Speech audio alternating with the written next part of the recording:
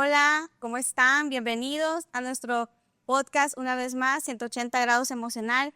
Y hoy estamos aquí con un tema súper interesante, un tema que ha sido tabú por mucho tiempo y es el ir al psiquiatra. Y las personas creen que el ir al psiquiatra es estar locos. Mi nombre es Mercy Guerra, bienvenidos. Bienvenidos, mi nombre es Vani Bonjorques y hoy para hablar de este tema tan importante y ayudarnos a romper los mitos sobre ir a el psiquiatra, va a estar con nosotros la doctora Marta Zelaya. Bienvenida, doctora, gracias por acompañarnos. Gracias a ustedes por la invitación. Mucho gusto. Mi nombre es Marta Zelaya, soy médico psiquiatra, egresada de la Universidad Nacional Autónoma de Honduras y con una especialidad en suicidología y también en niños y adolescentes. Gracias por acompañarnos, doctora. Yo sé que este es un tema que muchas veces evitamos hablar por vergüenza, por miedos, pero que es tan importante abordarlo con la audiencia para que podamos crear esa conciencia de buscar esa ayuda si realmente la necesitamos, ¿verdad? Bien, yo creo que podemos empezar, doctora, diciéndonos qué hace exactamente un psiquiatra. ¿Por qué debemos de ir a un psiquiatra? ¿Qué hacemos? Ok, es que el tabú de ir con nosotros es que piensa que se está loco, que lo vamos a internar en un manicomio. Esas son las expresiones que normalmente dicen los pacientes, que solo lo vamos a medicar y que lo vamos a dopar. Entonces, bueno, lo realmente es importante porque el trabajo en conjunto con psicología para el bienestar emocional del paciente y nosotros pues lo que hacemos es, como médicos, podemos tratar farmacológicamente, pero también ayudamos con terapias emocionales, un complemento en conjunto porque no todo el paciente necesita medicación, ¿verdad? Entonces, realmente es un acompañamiento y evaluamos también la parte mental del paciente, ¿no? Doctora, yo siento que hoy en día la gente ha despertado, ¿verdad? A diferencia de otras generaciones, la gente ha despertado en esto de la salud emocional y es la verdad, un gran avance en la humanidad.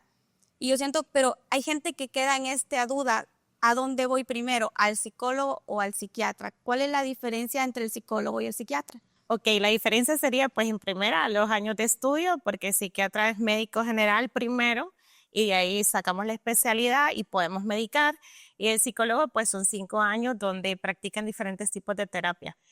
Generalmente por tabú no van ni siquiera al psiquiatra, van al médico internista, al neurólogo y después al psicólogo y por último de nosotros, pero va a depender de individualizar cada caso. Por ejemplo, si es una ideación suicida, lo primero que tiene que hacer es ir al psiquiatra, no al psicólogo, porque es un criterio para internamiento. Si es una ansiedad, pues puede perfectamente ir a un psicólogo y después, depende de la evaluación de ustedes, si amerita acompañamiento con psiquiatría, lo envían con nosotros. Doctora, ¿siempre los casos tienen que estar medicados? Es una pregunta muy frecuente. O sea, ¿siempre que voy al psiquiatra me van a medicar? No No, necesariamente. no necesariamente. Hay pacientes que no necesitan medicación, que lo que necesitan más es terapia cognitiva conductual. Pero lo que sucede es que a nosotros llega ya lo más grave. Entonces, un TOC severo, una ideación suicida, una psicosis. Entonces, en esos casos sí ameritan medicación. O trastornos bipolares o esquizofrenias que ya son tratamientos más largos, ¿no? Ujú. Y también hay personas, por ejemplo, que tienen mucho miedo y dicen, me va a cambiar la personalidad si tomo medicamentos. Es un tabú también. No, no necesariamente, porque igual su personalidad es su personalidad. Lo que pasa que, vaya, por ejemplo, los bipolares que tienen pensamientos bien acelerados y rápidos, dice doctores que ese medicamento me hace más lento, pero también tenemos medicamentos que ayudan a la concentración, a la memoria, a enfocarse, a bajar la inquietud, la ansiedad. Entonces va a depender de cada caso individualizado. Otra pregunta frecuente que las personas se hacen y que me la han hecho es como si el medicamento me va a curar. O sea, ¿el medicamento cura? ¿Lo voy a seguir tomando? Ok, va a depender porque, por ejemplo, la gente que padece insomnio, que abusa muchas veces de la clonazepam, que es una benzodiazepina, ellos piensan que si no se toman ese medicamento, entonces no van a poder dormir. Y dejamos aparte afuera otras terapias como la higiene del sueño. Entonces va a depender. Y con los niños, por ejemplo, es el problema más grande, que llegan donde nosotros y dicen, doctora, pero es que yo no lo quiero topar, robotizar, que va a estar dormido. Pero se les explica que dependiendo de la situación o el diagnóstico, es los medicamentos que se va a utilizar y el tiempo, ¿no? Como le digo, hay tratamientos que pueden ser de 3 a 6 meses, como hay otros que pueden durar más de un año. Es individualizar el caso, ¿no? Hay personas que son bastante reacias, ¿verdad?, a tomar un medicamento o tal vez los familiares los llevan obligados. ¿Alguna vez ha tenido un caso que nos pueda comentar respecto a esto? ¿Qué pasa cuando un paciente está demasiado reacio y tal vez que nos pudiera contar una experiencia que ha pasado? Claro, lo que pasa es que lo complicado es que cuando llegan con nosotros piensan que esto es de echarle ganas, de debilidad de espíritu, que si va a la iglesia se va a curar. Entonces, realmente uno le dice, o sea, no es dejar de creer y ir a la iglesia porque también da contención, sino que esto es químico, es de neurotransmisores, es de cerebro.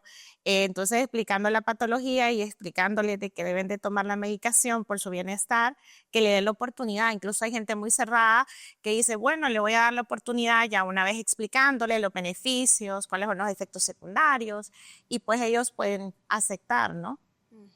La verdad que no todo es demonios, porque es un tabú bien grande. En nuestra cultura es bien común que las personas crean que un ser supremo va a solucionar absolutamente todo. Y como decía la doctora, es una contención, sí ayuda, Claro. ¿verdad? Pero también está la parte biológica que debemos de tomar en cuenta, ¿verdad? Sí. Sí, yo les digo que el fármaco solo es el 40% de tratamiento, porque realmente el 60% es la parte conductual. Y obviamente les va mucho mejor si combinamos la terapia con el fármaco. De hecho, esa es una de las cosas que es importante hacer énfasis, ¿verdad? La combinación tanto de la terapia con los fármacos, para que las personas no crean que van a tomar la medicación y que ya está resuelto todo el problema, ¿verdad? Porque muchas veces eso sucede también, que se desesperan y quieren ver resultados rápidos y al 100%. Y ven una mejoría con la medicación, pero el resto también es la parte. Conductual. Sí, Sí, exacto. porque algo importante de rescatar aquí es que esto no es mágico. No es como me tomo una acetaminofén y se me quitó el dolor de cabeza. Tarda 2 semanas en iniciar a hacer efecto un medicamento. Entonces el acompañamiento es importante, ¿no? La parte de terapia con la farmacología. Doctora, y así como usted decir un caso que usted ha dicho, no voy a salir de este caso, pero que sí ha salido. Bueno, es que lo que pasa es que hay Varios, sí, sí, la doctora. va a depender. Mire, hace poco me sucedió algo de una adulta mayor que ya conmigo y me dice, en primer lugar, yo no estoy loca, doctora. Y me dijeron mis hijos que usted me va a poner así. Entonces me llamó mucho la atención y le digo, no, yo no la voy a dopar, no la voy a dormir. Mami, al contrario, le voy a dar un medicamento que la va a activar para que sus hijos la aguanten más acelerada. Pero bueno, al final llegamos a una negociación porque es el miedo, ¿no? El miedo de que lo mediquen. Pero sí, los más difíciles creo que para medicar son los pacientes que les damos un diagnóstico de bipolaridad, por ejemplo, cuando andan en fase maníaca, donde Ellos tienen se ideas, sienten bien. claro, donde todo es bonito, donde me puedo gastar una tarjeta de crédito en un día, donde Exacto. puedo tener conducta de riesgo, donde tengo relaciones, por ejemplo, sin protección, donde pienso que Dios me ha dado algún poder especial. Entonces ahí como todo es maravilloso y todo es perfecto, entonces ellos no quieren, obviamente, medicarse. Creo que ahí es donde más que hay que hacer conciencia porque como la bipolaridad fluctúa mucho y van después a estados depresivos y en las manías, entonces es mucha psicoeducación, tanto para que acepten primero la enfermedad y después el tratamiento farmacológico y la terapia. Y que la manía no es tan buena como creen. Porque la manía se sienten los reyes del mundo, pero realmente es un... No, pero la manía es más peligrosa porque, por ejemplo, Exacto. todos los intentos de suicidio se cometen mucho más en manía que quizás en etapas depresivas. Y yo creo que sería importante explicarle a la audiencia qué es manía, para que nos entiendan, porque tal vez nosotros sí estamos entendiendo qué es la manía, Es pero un estado exaltado de elevación del estado emocional, donde todo lo vemos más colorido, más positivo, más bonito Ujú, de la normalidad, ¿no? exacto. Una felicidad bien intensa que está. Exacto. Ajá. Ok, bueno, algo importante, doctora, es la diferencia entre la medicación de adultos, niños y adolescentes, que es importante también mencionarlo porque a veces los papás tienen mayor temor de medicar a sus hijos porque están chiquitos, porque entonces a veces ellos me dicen, yo tengo papás que he conocido o pacientes que he visto que los papás toman algún medicamento, pero tienen temor de que sus hijos lo tomen. O sea, están temerosos de que ellos inicien ese. Y hay medicamentos que están aprobados exclusivamente para niños. Ya en los adultos, pues va a también depender de la patología. En el adulto mayor, el cuidado que tenemos es de no dar tantos medicamentos que sean sedantes porque pueden correr riesgos, por ejemplo, de una caída y tener una fractura de cadera. Entonces, esas cuestiones son las que son más importantes, ¿no? Ujú. ¿Qué alertas podrían ver las personas como para decir, doctora, que necesitan de una asistencia con un especialista en psiquiatría? Ok, las alertas más grandes serían, por ejemplo, escuchar voces, tener pensamientos que no pueden controlar y conductas compulsivas ante esos pensamientos, ideación suicida, por ejemplo, ansiedades excesivas donde ya interfiera la vida cotidiana, porque al final buscan ayuda cuando ya interfiere en la vida personal, familiar o de trabajo. Esas serían como las alertas, agitación, insomnio. El insomnio es el primer síntoma de descompensación de cualquier enfermedad médica y mental. Entonces, si no tratamos el insomnio, se descompensa. Entonces, esas creo que serían las más importantes para buscar Doctora, ayuda. por ejemplo, esas ansiedades que ya les inhabilitan situaciones como de poder salir o hacer cosas que usualmente hacemos como seres humanos, ¿verdad? Como ir a lugares públicos, tomar un avión, Una fobia social, fobias sociales, ¿verdad? O ya. que ahora son muy comunes y que empiezan en la adolescencia, ¿no? Ujú, Sí. exacto. Muchas veces yo a las personas a veces les hago el ejemplo y la comparación de que si vamos a un médico y nos dice que tenemos diabetes, sabemos que tenemos que tomar la medicación porque si no, no vamos a Claro. estar bien, ¿verdad? Y lo hacemos y vemos que tenemos calidad de vida. Entonces yo siempre les digo, ir al psiquiatra es similar.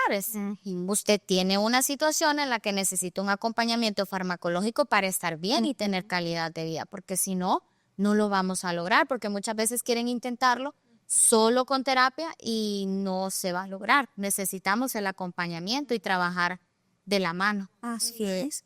Doctora, fíjese que hicimos un pequeño estudio de lo que mayormente buscan los internautas en las redes respecto al psiquiatra, los mayores miedos. Y entonces vamos a hacerle aquí, son pocas, Mencionar los miedos para. ajá, para que usted nos Lo diga que refuerza. cuáles son los tabús que tiene la gente respecto de buscar ayuda con el psiquiatra. Entonces, lo primero, y esto creo que ya lo mencionamos, pero lo vamos a volver a hacer hincapié, tengo que estar muy mal, loco, para ir al psiquiatra realmente. No, no tiene que estar mal. Incluso en otras culturas, como países como Argentina, ya buscan la terapia como una alternativa y lo miran como más normal. Como decía usted al inicio, las nuevas generaciones, ellos buscan los directorios de los psicólogos, de los psiquiatras y les dicen a los papás, llévame, que yo necesito ayuda, necesito que me escuchen. Y a veces los papás dicen, doctora, pero es que yo no lo escuché a tiempo y vengo aquí hasta que hace un intento de suicidio. Entonces yo creo que no es necesario estar grave para buscar ayuda psicológica o psiquiátrica. Y algo importante, que nosotros tenemos casos en común, que hay personas que incluso no es que estén en un estado súper grave, sino que los síntomas les están incapacitando, como por ejemplo una ansiedad de hacer cosas que normalmente hacemos y tal vez con un tratamiento corto bajan los niveles de ansiedad y rapidito salen, ¿verdad? Así 3 es. meses, 1 mes, 2 meses. Así Y que es. tenemos pacientes que han salido súper bien. Otra cosa es que muchas veces nos da vergüenza. En nuestra cultura todavía a la gente le da vergüenza decir que va o al psicólogo o al psiquiatra. Pero sí es muy común que la gente le dé todavía esa vergüenza de comentar que va al psiquiatra o que va al psicólogo. De hecho, a mí me ha pasado y me sucedió hace un tiempo que me encontré a una mamá de un pacientito mío en el mall Y cuando yo venía, yo la quedé viendo para saludarla, pero ella no me saludó y venía con otra señora y venía con otras personas ahí.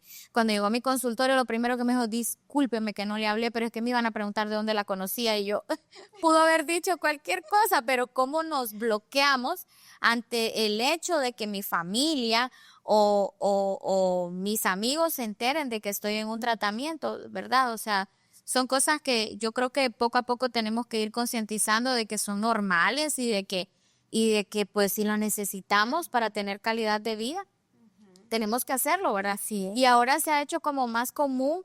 De hecho, hay muchas personas que yo ya he tenido casos también que solo quieren una valoración para ver cómo están sus hijos y a mí me encanta eso. Porque me dicen, no, solo quiero ver cómo está, que todo esté bien, que si estoy haciéndolo bien, que si puedo mejorar en algo. No es muy común, pero sí ya he tenido esos casos y para mí son pequeños avances porque nosotros pues realmente como especialistas de salud mental pues estamos buscando eso, ¿verdad? Que la gente realmente esté bien, disfrute su vida y eso, ¿verdad? Ujú. Los tratamientos psiquiátricos son para siempre o son de por vida. Va a depender de la patología. Por ejemplo, una esquizofrenia o una bipolaridad sí van a tener tratamiento de por vida, porque pues son trastornos mentales que tienen un componente hereditario y neuroquímico muy importante, el que si no se tratan va a tener muchas descompensaciones. Ujú. Sí. Ujú. Ok. La duración de los tratamientos, doctora, es otra de las dudas que siempre tienen, ¿verdad? Que es Sí. importante aclarar la duración de los tratamientos. Es que va a depender. Por ejemplo, un ataque de pánico puede ir de 6 meses a 8 meses, una depresión leve puede ir de 3 meses a 6 meses, 8 meses, otros duran un año, o sea, va a depender de la patología, pero no necesita medicación de por vida. A veces el fármaco lo que hace es como mejorar la parte química y así les permite a ustedes también poder trabajar en la terapia y avanzar, ¿no? Otra cosa que es bien frecuente que le tienen temores a la dependencia. Así es. Por eso dicen, ¿cuánto tiempo voy a estar? Siempre que yo voy a enviar el contacto de la doctora Marta, entonces, ay no, pero es que ¿cuánto tiempo me van a medicar? ¿Y cuánto tiempo voy a estar tomando medicamentos? Y si me hago dependiente o si se hace dependiente, Pero se hacen dependientes si obviamente toman medicamentos como benzodiazepinas, que son las más eso es altamente importante adictas, aclarar, sí. adictivas, ¿no? Pero que al final también tienen una alteración a nivel de la memoria. Entonces, va a depender, por eso le digo la importancia de individualizar cada caso. Doctora, yo también siento que un mal uso del medicamento hace dependiente al paciente, por ejemplo, y es en el siguiente caso, y eso lo veo yo en mis pacientes, cuando el paciente, por ejemplo, va a emergencia después de un ataque de pánico y un médico general le da Melex, por ejemplo, que es un medicamento para la ansiedad, y el paciente no va al psiquiatra, que es el especialista, y se queda nada más con el tratamiento del médico general. Claro, Usualmente hay una dependencia. pero va a llegar, no, va a llegar un punto que ya la Melex no le va a funcionar. Exacto. Entonces va a tener que buscar ayuda. Pero lo que le quiero mencionar con respecto a eso es que también los pacientes juegan con los medicamentos. Por ejemplo, tienen una clonazepam y no pueden dormir, entonces voy a aumentar a otra y no entienden que aunque la aumenten, lo que están haciendo es una tolerancia en el cuerpo y ya no va a ser suficiente. Entonces, creo que con esta parte lo importante es que la gente sepa que tiene que buscar ayuda para que correcto. Sí, porque si no va a tomar meses el mismo medicamento, después ya no va a ser suficiente, le va a subir a la dosis, se toman 3, 4. Otra cosa que tenemos mucho en nuestra cultura es que mi doctora, a mi vecina le funcionó este tratamiento, entonces yo le di, dice. Sí. Porque no podía dormir y a mí me funcionó. Entonces, y la otra cuestión importante con los fármacos es que en nuestra cultura hay mucho de medicina natural. Entonces es como tomo té de tilo, tomo té de valeriana, tomo tal cosa, vitaminas, magnesio, melatonina, pasiflora, todo lo que... Entonces, bueno, sí lo puedes tomar, pero la parte química de un fármaco es totalmente diferente, ¿no? Claro. Es que esos casos tal vez, doctora, vaya, es como, pienso yo que el medicina natural es como quiero dormir, me voy a tomar un tecito para dormir más, digo yo, ¿verdad? O sea, pero no necesariamente va a controlar una patología, pues, o sea, la gente tiene que entender esa parte, que eso es como para un suplemento, para estar como más tranquilito, descansar mejor o algo por el estilo, pero no tiene que, no va a contrarrestar síntomas de una patología, o sea, eso no lo va a hacer. Doctora, pero hay gente que abusa, por ejemplo, como medicamentos que son de venta libre, Melex, todo eso, 10 años, pues yo conozco personas que 10 años tomando Melex. ¿Por qué? Porque se lo dio un médico general. Pero es que le atribuyen un poder mágico. Sí, que si no la toma, entonces va a estar ansioso. Si no la toma, no va a poder dormir. Y por eso es que viene ese estigma de que no, es que me voy a hacer adicto, porque ven a gente que 10 años tomando Melex, pero nunca sanó, nunca mejoró, porque obviamente hay un mal uso del fármaco. Y no tienen la terapia cognitiva conductual a la par. Ni el profesional como el psiquiatra, que fue quien le dio el medicamento, sino que fue un médico general. Tuvo una mala praxis. Otra cosa que creo que es importante es las personas que ya están tomando fármacos cuando quieren cambiar las dosis. Yo les digo siempre, si usted ya tiene un médico de cabecera que es quien lo tiene con estos medicamentos, para subir o bajar dosis o dejar de tomarlo, tiene que ser bajo la prescripción del médico. No podemos jugar con los fármacos, la dosis, hoy me la tomo, mañana no, porque es que no quiero que se haga dependiente. Es muy común cuando ya estamos en proceso, y lo escucho bastante de parte de los papás, y a los hijos. No, es que ya no se la estoy dando porque ya lo miro bien. ¿Cierto? Y es como, pero el tratamiento, ¿cuánto tiempo duraba? No, pero como yo ya la miro bien, yo no creo que lo necesite. No, o sea, hay que terminar un tratamiento, hay que seguir las indicaciones, y si queremos cambiar dosis, si queremos cambiar medicamentos, tiene que ser bajo la prescripción del médico que lo recetó. Así es. A mí me preguntan a veces los pacientes, ¿puedo bajar? No, discúlpeme, pero eso es con la doctora Marta. Sí, es que lo que pasa es que el problema es que hay medicamentos que vamos bajándolos o quitándolos gradualmente, y otros los podemos quitar de un solo. Entonces va a depender. Claro. Pero es cierto, le digo, no es confite esto, no es una piñata que un día sí y otro día no, porque después alteran el proceso. Y otra cosa que tienen es que, por ejemplo, nosotros vamos por niveles, ¿verdad? Va a depender de la patología qué medicamento vamos a usar. Entonces ellos, no me funciona porque en 3 días no le funcionó. Y para decir que ese medicamento no le funcionó, tiene que pasar 3 meses a las dosis adecuadas, o sea, tiene que ser específico, no que en una semana por los efectos gástricos que generalmente la mayoría producen, no los toleran, entonces dicen no sirve el medicamento, cámbienme a otro, y entonces pasan queriendo cambiar, entonces llega un punto como los antibióticos, si usted los utiliza en procesos virales como la gripe, eso se va a volver resistente al tratamiento, ¿no? Claro. Y es bastante común, ¿verdad? Bastante común. Bien, entonces, doctora, ¿de qué manera podría usted decirle a la audiencia que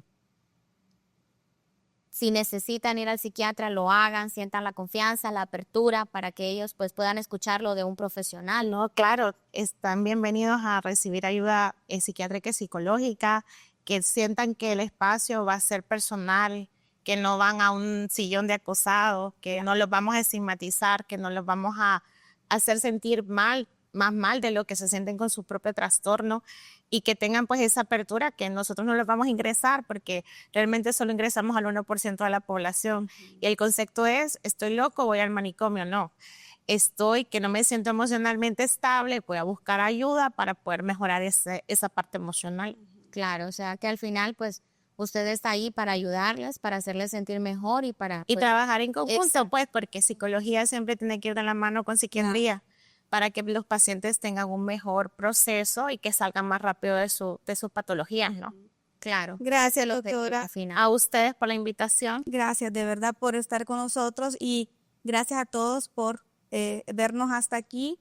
Ya sabemos, ir al psiquiatra no significa que estamos locos, ¿verdad? Al contrario, es cuidarnos, es atender nuestra salud emocional y nuestra salud integral. Gracias por estar aquí. Gracias. Recordemos que la salud mental está en nuestras propias manos, y hay muchos especialistas que podemos ayudarles a que lo podamos lograr. Acompáñennos en nuestro próximo episodio de 180 grados emocional.